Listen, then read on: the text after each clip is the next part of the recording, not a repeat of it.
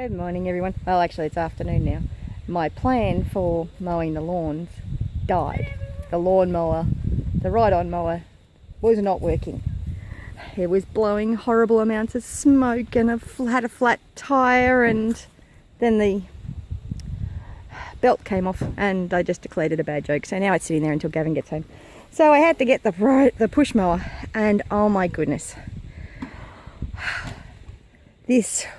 Mowing this area was a massive job. I would get about 3 meters and then I'd have to empty the catcher. But the advantage of that means, I don't know if you saw the last video where I was telling you about the electric fence that I've just put up on the inside to protect my trees. You would have seen all of the weeds that were here. I have cleaned up a lot of them. Yes, I mowed over them. Not all of them, I did pull some of them out. But now it means that I've been able to... The advantage of using the push mower instead of the ride-on meant that I got all the grass clippings. So I've put all the grass clippings down on the grass, on the trees.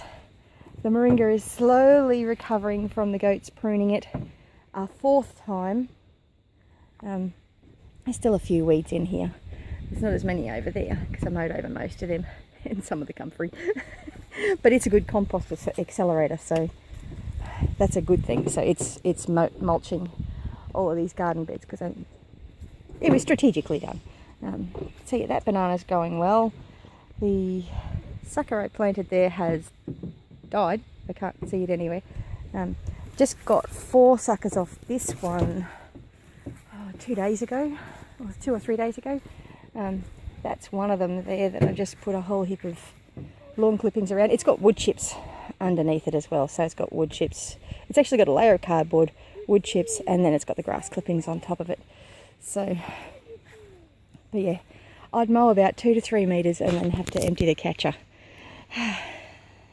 It was a big job, big job. It would have been lovely to be able to let the goats or the cows in here, but I just couldn't. They would have eaten all the plants. Really? Jonathan's telling you a story about something. So yeah, it also meant that I was able to mow into corners that I couldn't have mowed to with the ride-on. So I got in all up around the side of the house done as well, and around the clothesline. So it's not the greatest job, but it's better than it was. And I can now walk through this area. Oh look, it's a sweet potato flower. The sweet potato is going really, really well.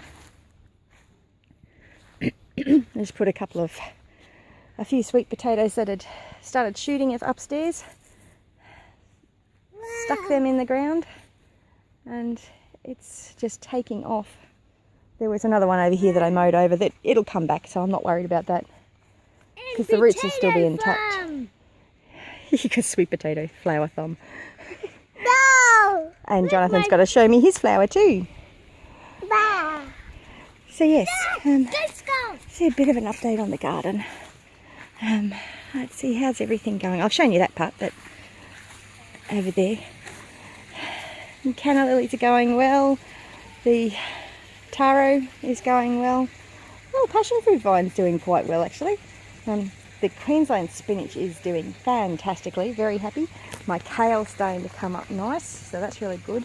The beetroot's doing well in here, which is good. It's doing a lot better than it does in the aquaponics. The